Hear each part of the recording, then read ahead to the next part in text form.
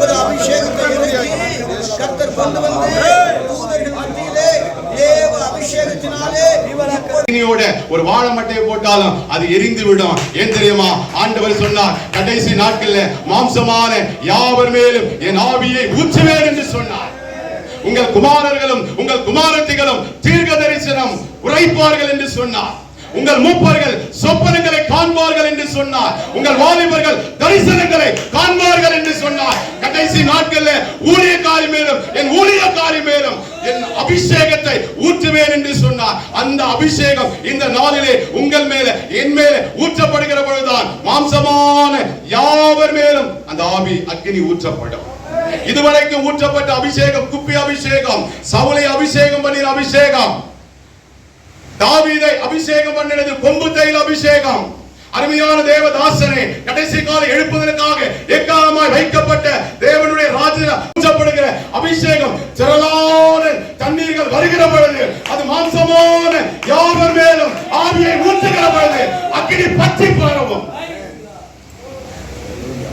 இன்றைக்கு சபை செத்து கிடக்கிறது என்று சொன்னார்கள். ஆனால் ஆவியானவர் கடந்து போய்விட்டார். கட்டணம் இருக்கிறது, கர்த்தருடைய வார்த்தை இல்லை. ஆள் இருக்கிறார்கள், ஆவியானவர் இல்லை. ஆயுத்தம் இருக்கிறது, அபிஷேகம் இல்லை. அல்லேலூயா, அல்லேலூயா. உங்கள் மேல என் மேல அபிஷேகம் இருந்தா, நீங்கள் நானும் எலியாவா இருந்தா, நீங்கள் வைக்கிற, நீங்கள் உங்களால உருவாக்கப்படுகிற, உங்களால தெரிந்து கொள்ளப்பட்ட, உங்களால சபைக்கு கொண்டு வரப்பட்டுகிற ஆத்துமா விசுவாசி மேல எலிசாவின் அபிஷேகம் ஊற்றப்பட வேண்டும். அப்பொழுதுதான் நீங்கள் நானும் எலியாவா இருந்தால் எலிசாவின் அபிஷேகம் அவன் மேல ஊற்றப்படும். நீங்கள் நானும் யூதாசா இருந்தா காரியம், நீ யூதாசா இருக்கிறாய், நீ ஏசாவா இருக்கிறாய்.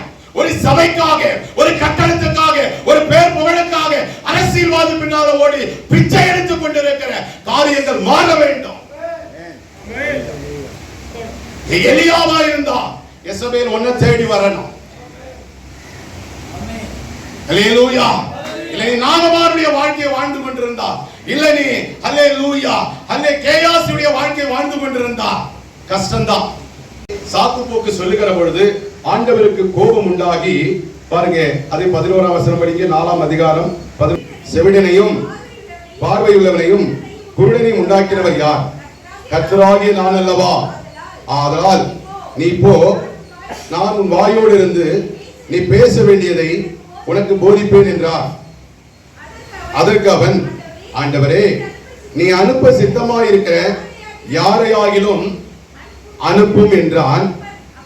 அப்பொழுது கர்த்தர் மோசேயின் மேல் கோபம் உண்டவராகி, ஆரோன் பேசுகிறவன் என்று அறிவேன். உன்னை சந்திக்க புறப்பட்டு வருகிறான். உன்னை காணும் பொழுது அவன் இருதயம் மகிழும். அல்லேலூயா. அந்த மனிதன் இந்த உலகத்தினுடைய கடையாந்திரத்திலே போனாலும், ஏன் தாவீது சொல்லுகிறது போல பாதாளத்திலே போய் படுக்கை போட்டாலும் கர்த்தர் அங்கேயும் இருந்து அவனை அழைத்து வந்து அவனை கொண்டு நிறைவேற்றுகிற காரியத்தை நிறைவேற்றாமல் பரலோகம் போயாது. அல்லேலூயா, அல்லேலூயா. ஆமா, பாலும் தேனும் ஓடுகிற கானான் தேசத்துக்கு அவனை கொண்டு போக வேண்டும். என் ஜனங்கள் அடிமைத்தனத்தில் இப்படி இருக்கிறார்கள் என்று சொல்லி இரட்சகராகிய மோசேயை எழுப்பின போது அவன் ஆண்டவரிடத்தில் இந்த காரியமாய் சம்பாஷிக்க நாம் அநேகர்களை திருப்ப முடியும். பாருங்க, இந்த மோசேயை தேவன் அழைக்கிறார். என்ன, ஜனங்கள் எகிப்திலே அடிமையாய் இருக்கிறார்கள், அவனை வழிநடத்த ஆட்கள் இல்லை. ஏனென்று சொன்னால் அடிமைகளா இங்கே போய் ஒப்பு கொடுக்கப்பட்டார்கள். அவனை கடினப்படுத்தி அவர்களை மிகவும் சித்திரவதை பண்ணுகிற பொழுது அவர்களையும் மீறி அவருடைய ஆத்மாவிலிருந்து ஒரு வியாகுலம் எல்லா செல்லவில்லையா?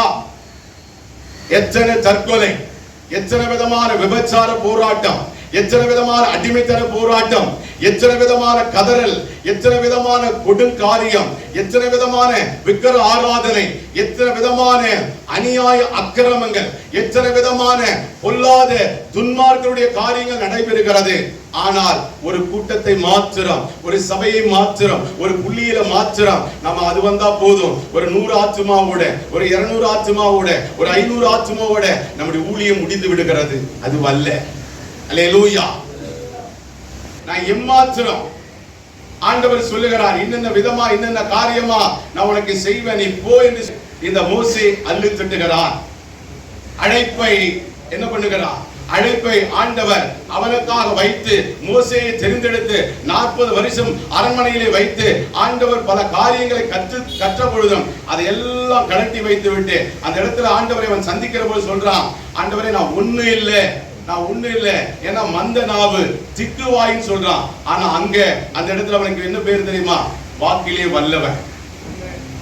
ஆண்டவருடைய மகிமைக்காக ஒவ்வொரு விதத்திலே ஒவ்வொரு முறையாக நடத்தப்படும் நம்முடைய அருமையான IIC, என்னுடைய இன்டர்நேஷனல் சர்ச் ஆஃப் இந்தியா, இந்த அருமையான ஐக்கியத்தின் சார்பாக அருமையான தேவனுடைய ஆவியை பெற்ற அபிஷேக உத்தம தாசர்களுக்கு ஒரு வித்தியாசமான பரிசு, ஒரு வித்தியாசமான அபிஷேகம், ஒரு வித்தியாசமான ஊக்கு வகையான பொருட்கள் உங்களுக்கு கொடுக்க வேண்டும் என்று நாங்கள் நினைத்து செபித்துக் கொண்டிருக்கிறோம்.